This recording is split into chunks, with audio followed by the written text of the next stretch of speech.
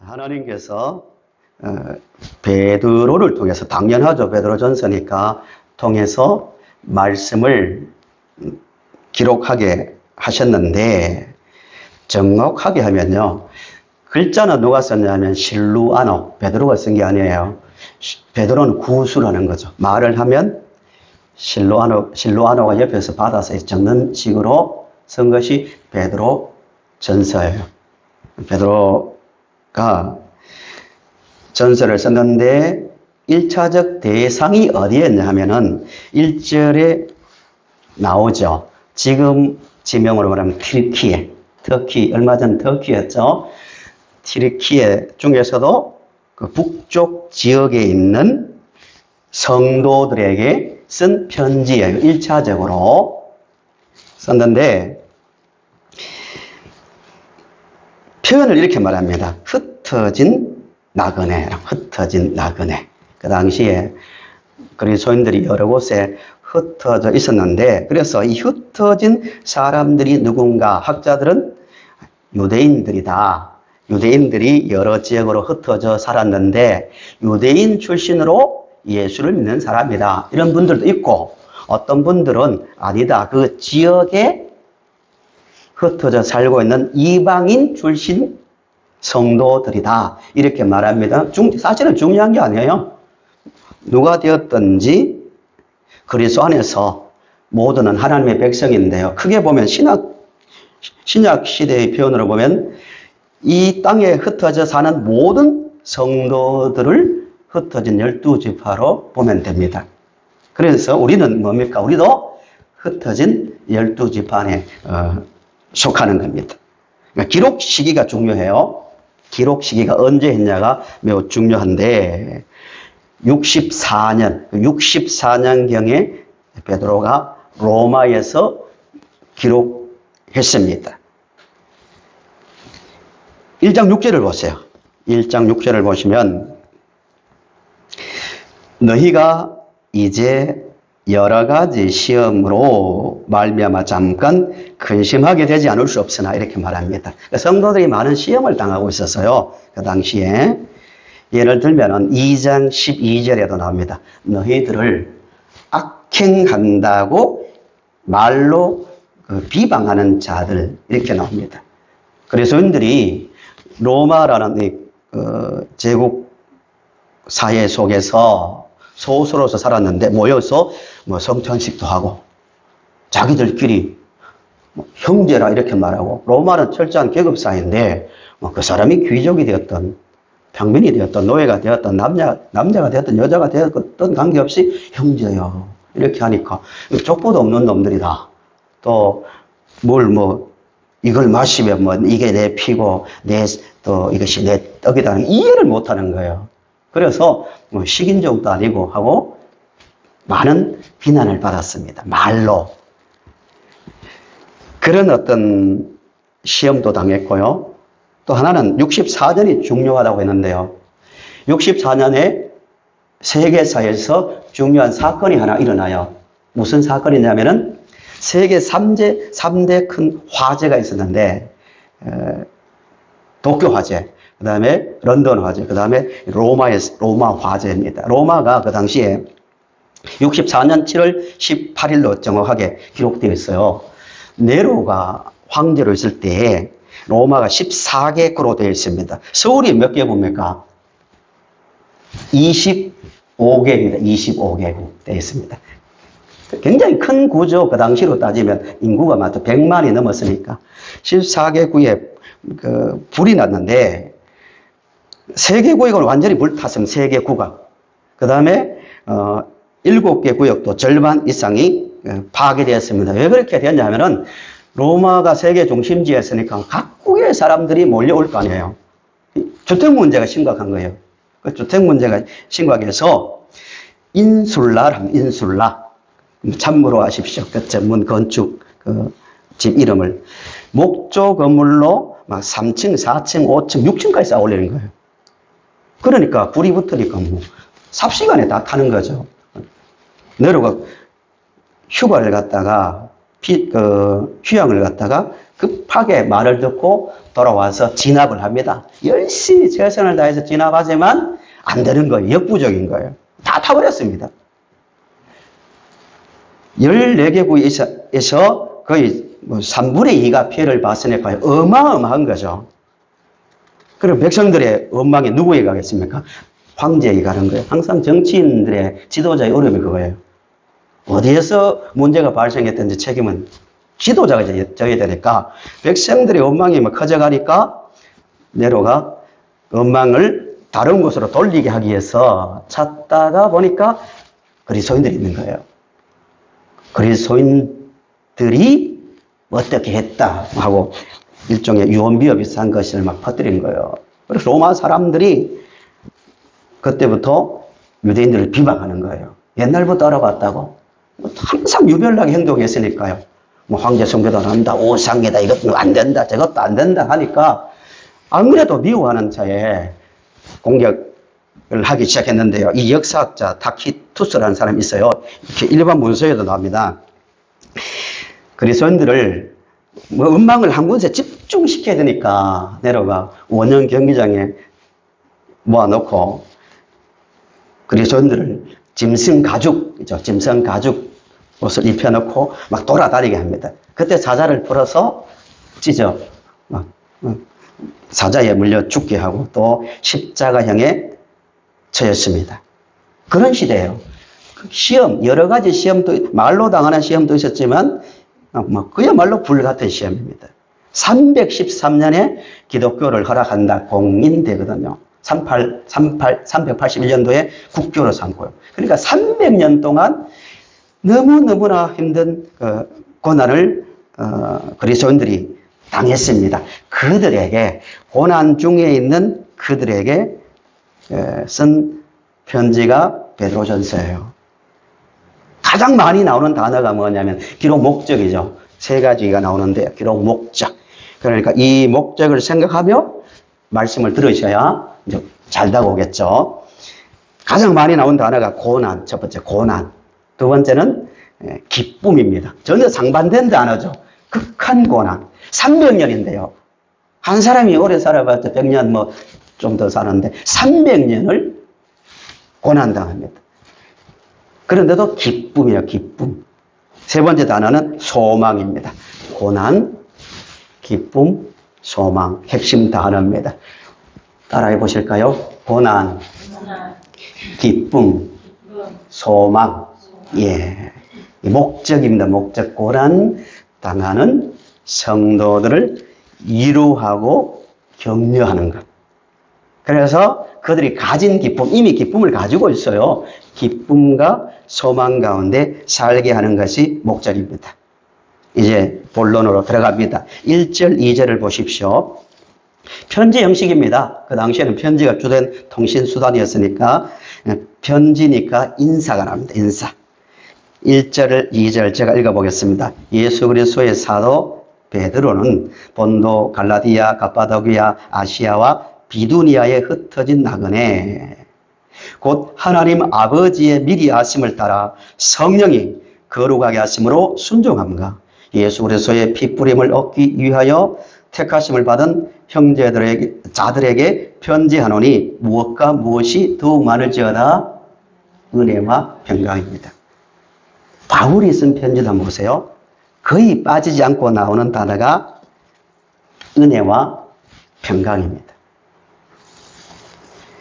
같은 고난을 당하고 같은 세상에 살지만 그리스도인들은요 항상 두 가지를 가지고 있어야 되고 점검해야 돼요. 한 주간 살아오면서 나는 과연 은혜를 누리며 살고 있는가? 또 하나는 진짜 하나님으로부터 오는 평강을 누리며 살고 있는가를 생각해야 됩니다. 그런데 순서가 중요합니다. 순서가. 은혜와 평강입니다. 평강과 은혜가 아니고요. 거의 이런 형식으로 나와요. 그 당시에 그 편지의 기록이나 또 다른 서신서를 보면은 인사할 때마다 은혜와 평강을 꼭 말합니다. 왜 그럴까요? 이 순서가 왜 중요할까요? 은혜가 먼저 있어요. 은혜가.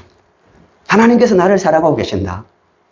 누가 뭐래도 세상 사람들은 나를 여러 가지로 평가하지만 하나님의 그 말씀을 가지고 볼 때 나는 어떤 사람이라고요? 은혜를 받은 사람이다. 은혜요. 구원의 은혜, 인도의 은혜, 여러 가지 어떤 은혜. 은혜의 의식이 있는 결과로서 나오는 것이 평강입니다. 그러니까 은혜는 누리지 못하는데 마음이 편하면 매우 위험한 겁니다. 잘못된 겁니다. 은혜와 평강을 말하고 있습니다. 이제 3절부터는 편지의 본론이 시작됩니다. 3절부터 시작되는데 6절, 7절을 보세요. 6절, 7절. 우리 6절, 7절을 우리 같이 주목해서 한번 읽어보겠습니다. 6절, 7절 시작. 너희가 장난감 의심하게 되지 않을 수 없으나 오히려 그게 기뻐하는도다. 믿음의 확실함, 불로 연단하여도 없어질 금보다 더 귀하여 예수 그리스도께서 나타나실 때 칭찬과 영광을 얻게 할 것이니라. 아멘. 놀랍지 않으세요? 그런 고난 중에 있는 성도들, 고난에 대해서 말씀드릴 때마다 한 번씩 말씀드리지만 고난 중에 가장 큰 고난은요, 끝이 보이지 않는 고난이에요. 아무리 힘들어도 보니까 뭐 기도를 통해 응답받든 아니면 어느 정도 보니까 이 고난은 1년만 지나면, 얼마만 지나면 끝난다는 게 있으면 뭐 이길 수 있는데 노력하면 노력할수록 더 끝이 보이지 않는 고난, 정말 힘든 거예요. 그 당시에 성도들은 끝이 보이지 않았거든요. 그들에게 하는 말이, 성도 여러분, 우리가 근심하지 않을 수 없지만 우리는 크게 기뻐한다. 그냥 기뻐하는 거 아니잖아요. 크게 기뻐하는도다. 베드로 자신뿐만 아니라 너희라는 말이 계속 나와요. 너희가 크게 기뻐하고 있습니다. 그 다음에 7절에서도 너희가 8절에 너희가 예수를 보지 못하였으나 사랑하는도다. 끝에 말할 수 없는 영광스러운 즐거움으로 기뻐한대요. 말로 설명이 안 되니까 너무 좋으면 말로 표현을 못 하잖아요. 말할 수 없는 영광스러운 즐거움으로 기뻐한다라고 말하고 있습니다. 고난받는 성도들에게 이런 말이 세상 사람들이라면 신뢰가 될 말입니다. 아니, 극한 고난 당하고 있는데, 뭐, 기쁨을 말하고, 뭐, 영광스러운 즐거움을 말한다는 것은 좀 그렇잖아요. 비현실적으로 보이지 않나요? 내가 정말 힘든 일을 당하고 있는데, 이 사람이, 뭐, 좋은 일이 생깁니다. 뭐, 생길 겁니다. 힘내세요. 전혀 현실적으로 다가오지 않는 것 같은 말을 하고 있습니다. 그냥 기쁨 아니에요. 말할 수 없는 즐거움. 큰 기쁨. 이렇게, 말하고 있습니다. 조금 전에 말씀드렸지만 2장 12절에 있는 말씀대로요. 이 당시에 성도들이 불신자들로부터 악행한다고 비난받았거든요. 악행한다고. 옆에 있는 이웃들에게만 당한 게 아니에요. 가족들에게도 비난받았어요. 예수 믿는 사람들. 그래서 베드로전서는 가족 안에서의 어떤 삶, 사회적 삶, 정치적인 문제 다 다루고 있어요. 여러 곳에서 비방을 하니까요. 성찬식 한다고 비방하고 사회의 질서를 어지럽히는 사람이라고 비방받았습니다. 이게 힘든지 하면은 황제를 숭배해야 되는데 어느 시대나 상인들은 또 뭐 다른 직업도 마찬가지고 나름대로 직업 조직이 있잖아요. 조직이 있는데 그 조직 안에서 엄청난 눈총을 받았습니다. 로마의 협조를 얼마나 하느냐 안 하느냐는 황제 숭배에 얼마나 동참하느냐로 결정났거든요. 그런데 보니까 특정 지역이 숭배하는, 황제를 숭배하는 그 의식의 참여율이 너무 낮은 거예요. 딱 조사하니까 거기에 누가 있습니까? 그리스도인들이 우상 숭배다. 나는 못하겠다. 빠지니까 참여율이 낮은 거예요. 그래서 당연히 행정당국에서는 어떻게 나오고 있습니까? 거기 불이익을 가는 거예요. 물량을 적게 준다든지 아니면 어떤 혜택을 줄임으로써 그 압박을 하는 거예요. 누구에게 영광받겠습니까? 그 공동체 안에서. 먼 사람이 아니에요. 같은 공동체 안에 있는 사람들에게 눈총을 받는 거예요. 당신 때문에 우리가 이렇게 불이익을 당해서 손해를 봤다고. 얼마나 힘들겠습니까? 군인들이 쏘는 총보다도 더 무서운 게 눈총 아닙니까? 다 표정으로. 말을 안 해도, 물론 말로도 비난받았지만, 당신 때문에, 당신이 우리의 이웃이라서 이렇게 우리는 불이익을 당한다고. 참 견디기 힘든 일입니다. 눈총 잘못 받으면 마음이 상처받아가지고요. 심지어 몸도 무너집니다. 그럴 수 있잖아요. 너무너무 힘드니까. 그렇게 살고 있습니다. 가까운 이웃들에게. 왜 형제 숭배 안 하냐? 유별나다. 당신 믿는 거 좋지만 왜 우리까지 피해를 주냐? 뭐 이런 식입니다. 그런데도 6절에서 8절의 삶을 살았다는 거예요. 우리 성도님들 또 그들과 비교하면 우리는 훨씬 좋은 환경 속에 살고 있습니다. 여러 가지 많은 여러 가지 시험 중에도 베드로가 말하는 대로 영광스러운 즐거움을 가지고 기뻐하며 이 땅을 살 수 있기를 바랍니다. 그러려면 세 가지를 가지고 있어야 돼요. 본문을 딱 요약하면 이 세 가지가 힘입니다. 힘. 힘이 있어야 시대의 흐름을 거슬러 올라가잖아요.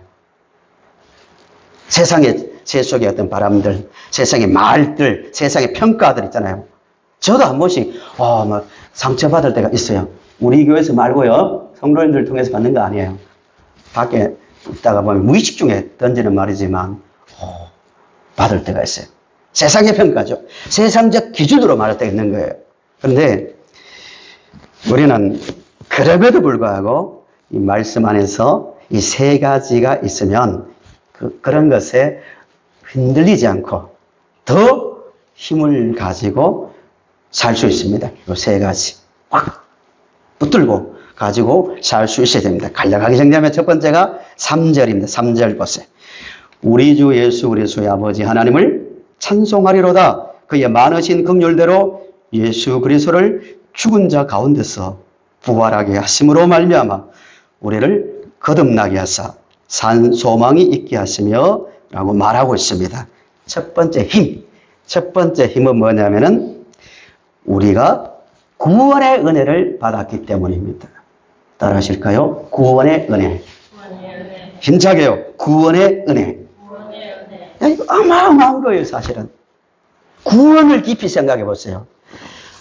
내가 거듭나서 구원을 받게 되기까지 그 일을 위해서 일어난 그 수고들을 보세요. 베드로는 2절에서 모든 것을 설명하고 있습니다. 여러분 3절에서 찬송하리로다 하고 찬송을 하자고 말하면서 2절에서 딱 우리의 구원을 설명하기 위해서 이렇게 말합니다. 여러분 구원을 받았죠. 그냥 받은 것 아닙니다. 성부 하나님께서 우리를 구원하기 위해서 우리를 선택하셨습니다. 첫 번째예요. 미리 알고요. 우리가 하나님을 알기 전에 하나님께서 우리를 먼저 하시고 왜인지는 몰라요. 많은 사람들이 있는데 왜 내가 예수를 믿고 교회에 나와서 예수 믿고 거듭나게 되었는가? 원인은 몰라요. 그러나 하나님께서 우리를 사랑해서 좋아서 우리를 불렀다는 거예요. 하나님의 미리 예정하신 가운데서 구원의 은혜를 받았고 두 번째는 성자입니다. 성자 예수. 2절에 나오죠. 예수님이 십자가에 달려 죽으심으로 우리가 구원을 받은 거예요. 어마어마한 수고가 있었습니다. 그냥 말로 그냥 하나님께서 내가 힘이 있으니까 너희들 죄를 다 없애주고 다시 나의 자녀로 삼겠다.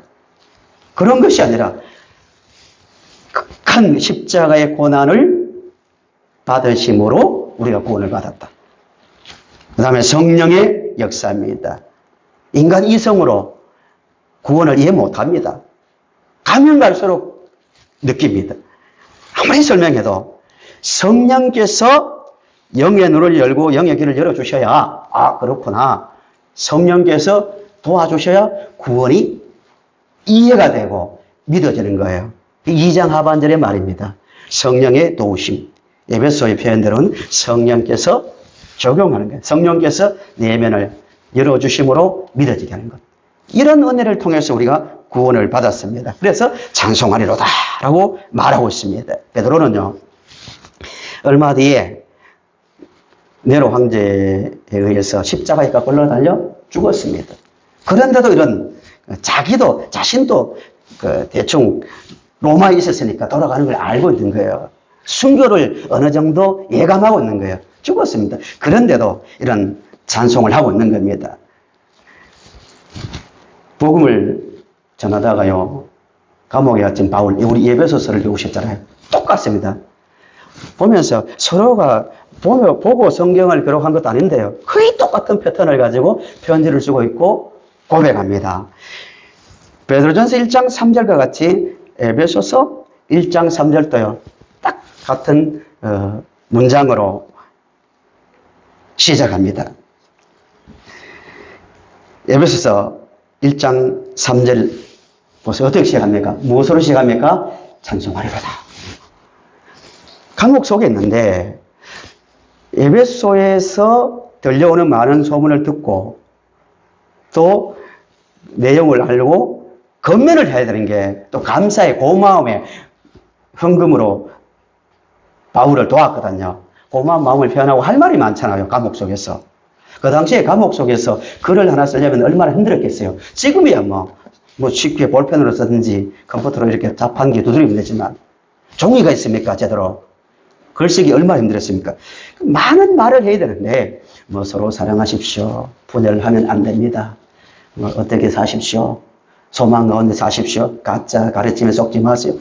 그런 그 많은 말들을 하려고 썼을 건데 첫 문장이 찬송하리로다. 뭐 갑자기 생각난 게 있었던 것 같아요. 감옥 속에서. 뭘 쓸까? 쭉 쓰려고 하다가 가장 첫 문장이 찬송하리로다 하면서 베드로전서 1장 2절과 거의 같은 말을 합니다. 하나님 곧 우리 주 예수 그리스도의 아버지께서 그리스도 안에서 하늘에 속한 모든 신령한 복을 우리에게 주시되 곧 장세전에 하고 쭉 하나님 은혜에 대해서 찬송하고 있습니다. 감옥에 있는데 자기는. 왜 그랬을까요? 은혜 때문입니다. 은혜. 구원의 은혜입니다. 거기에서 무슨 세상적으로 뭘 바라겠습니까? 뭐 돈을 바라겠습니까? 명예를 바라겠습니까? 구원받은 것 하나 때문에 꼼짝도 못하는 그 제한된 공간 안에서도 찬송하리로다라고 고백합니다. 바울도 그랬죠. 베드로도 그랬죠. 당연히 흩어진 성도들도 그랬고 오늘 우리도 마땅히 그렇게 됩니다. 성도님들의 입에서 찬송이 많이 나오기를 바랍니다. 환경의 문제가 아니라 믿음의 문제라는 겁니다. 날 구원하신 예수님 영원히 찬송하겠네. 나의 기쁨 나의 소망 되신 주 구주의 십자가 보혈로 제 씻음 받기를 원하네. 후렴에 찬송합시다. 찬송합시다. 저도 은혜 받고 나서요. 은혜 받을 때 너무너무 구원의 은혜가 좋았어요.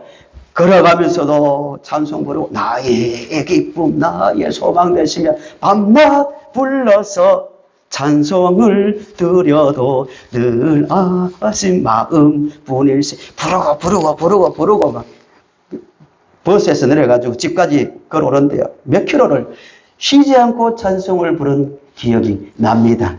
왜 그럴까요? 구원받은 은혜가 있기 때문입니다. 두 번째요.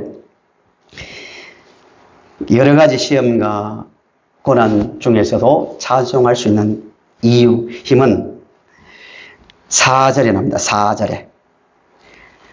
3절 하반절에 거듭나게 하사. 결과로서 산 소망이 있게 하시고 그 소망을 어떻게 설명합니까? 썩지 않고 더럽지 않고 쇠하지 아니하는 뭘 있게 하신다고요? 유업을 있게 하신다. 구약으로 말하면 가나안 땅입니다. 광야에서 아무리 고생해도 하나님께서 약속하신 그 유업에 대한 믿음이 있었다면 그 문제가 되지 않아요.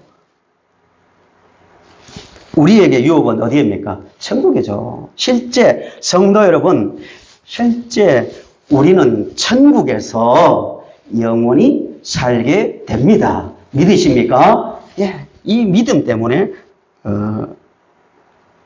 찬송할 수 있었고 기뻐할 수 있었다고 말하고 있습니다. 너희를 위하여 하늘에 간직하신 것이라고 말합니다. 오래전에 오래됐죠. 제가 살려가던 교회에 유치부 아이들하고 유년부 아이들이 분리된 팔 따로 있고 다리 따로 있고 몸통 따로 있는 그 마네킹을 가지고 들고 다니면서 막 노는 거예요. 만지기도 하고 자기들끼리 얼굴도 보여주고 막 이렇게 하는 거예요. 근데 얼마 있다가 형사들하고 이 포박된 줄에 묶인 그 청년이 거기 오더라고요. 보니까 그것이 토막 난 시체였습니다. 참 어이가 없죠. 아무것도 모르고 그걸 만지고 놀고 다리 들고 애들이 한참 놀았거든요. 저도 담 하나 두고 옆에 있었는데 피가 빠지니까 피가 쫙 빠져나가면 몸에서 구별이 잘 안 되는가 봐요. 세상의 것은요, 인간의 몸도 그렇고 세상의 어떤 명예라는 것, 권력이라는 것, 다 썩어지고 더럽혀지고 쇠하는 거예요. 이 땅의 모든 것은 심지어 시간과 공간까지도 잠시입니다. 썩어질 것이에요. 이런 것이 전부라고 생각하는 사람하고 이건 잠시다고 절대로 이거 붙들고 살면 안 된다고 썩어지는 어떤 것을 가지고 그걸 붙들고 살면 얼마나 비극입니까? 우리는 그런 것이 아니고 썩지 않고 쇠하지 않고 사라지지 않는 영원한 것을 가지고 있기 때문에 우리는 찬송할 수 있는 겁니다. 성도 여러분, 우리가 가지고 있는 것은요, 세상 사람들이 가지고 있는 어떤 것으로도 살 수 없는, 바꿀 수 없는 귀한 하늘에 간직한 유업입니다. 그것 하나씩 한 번씩 마음속으로 만지고 생각하면서 소망 가운데 살 수 있기를 바랍니다. 로마서 8장에서 이렇게 말해요. 8장 21절부터 24절을 보시면 재림에 대한 소망을 말하는 중에서 과정 속에서 바로 이렇게 말해요. 오늘 우리의 고백이 되고 이게 철학이 되고 일상적 삶의 어떤 바탕이 되어야 됩니다. 그 바라는 것은 피조물도 세상의 모든 것을 말하죠. 썩어짐의 종로로 한 데서 썩어짐의 종로로 한다는 것은 다 썩어진다는 거예요. 세상의 모든 것은 썩어집니다. 아름답게 보이는 거예요.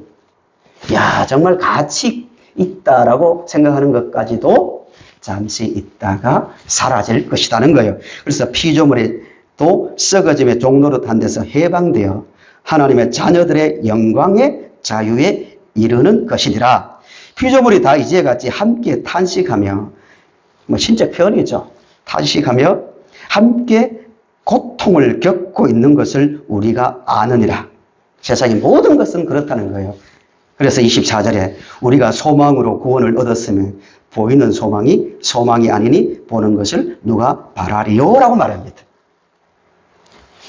세상의 것이 아닌 영원히 변하지 않는 그 소망을 가졌기 때문에 말할 수 없는 기쁨을 노래하고 건면하고 있는 겁니다. 마지막 세 번째로 6절 7절의 삶을 살 수 있는 것은 하나님의 보호가 있기 때문입니다. 5절을 보시 마지막으로 5절. 우리 5절을 같이 읽겠습니다. 시작.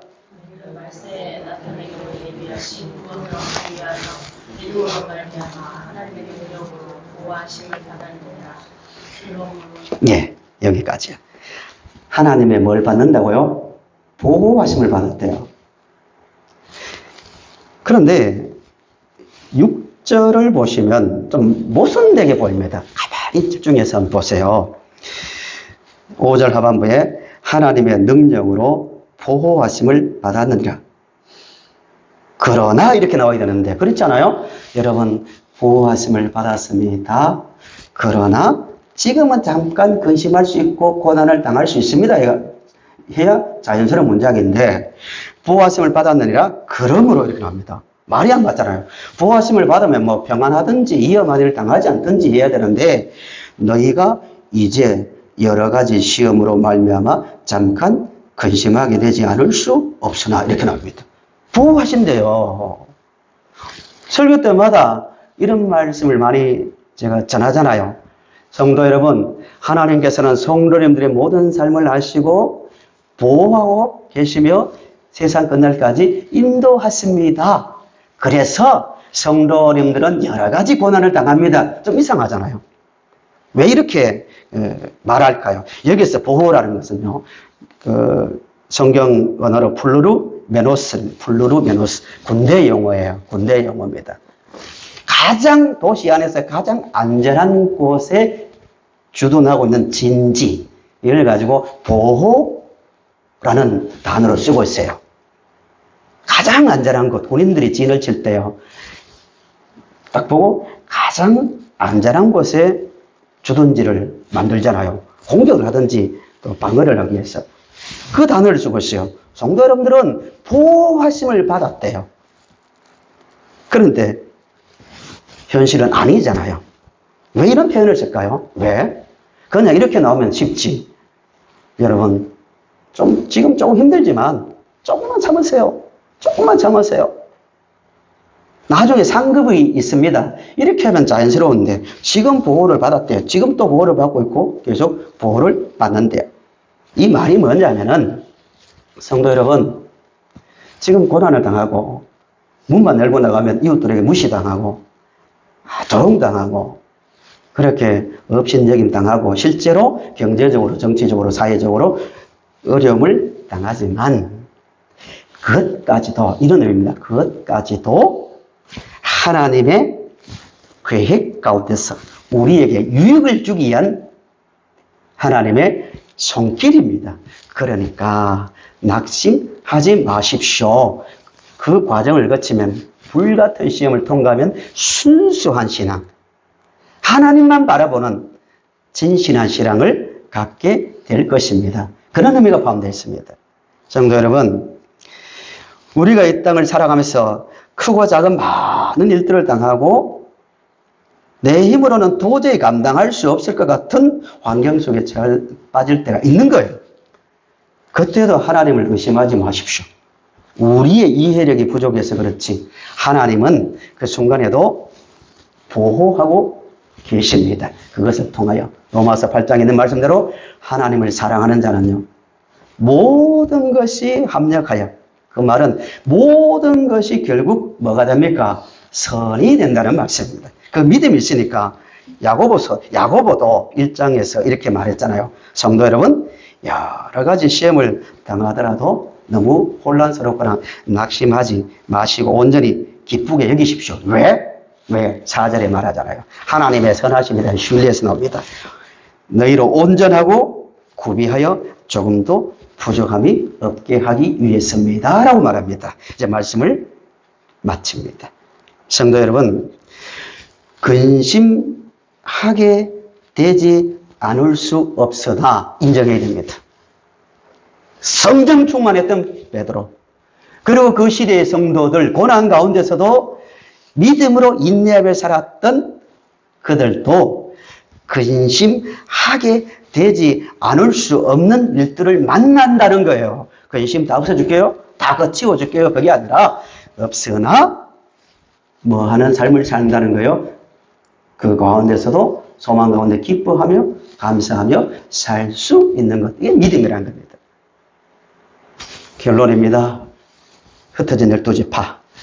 오늘 우리는 이 땅에서 흩어진 나그네로서 살고 있습니다.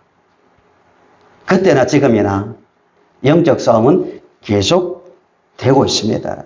있는데 이 모든 것을 이기고 승리할 수 있는 것은 세 가지를 꼭 기억하십시오. 구원의 은혜가 마음속에 있어야 되고, 천국에 대한 강력한 소망이 있어야 되고, 누가 뭐래도 하나님께서 나를 버려두지 않고 평생 나를 보호하며 인도하고 계신다는 그 확신, 그 확신 가운데서 늘 찬송하며 살아가는 가운데서 더 가면 갈수록 더 큰 은혜와 평강을 누리며 살아가는 우리 모든 성도님들이 되시기를 바랍니다.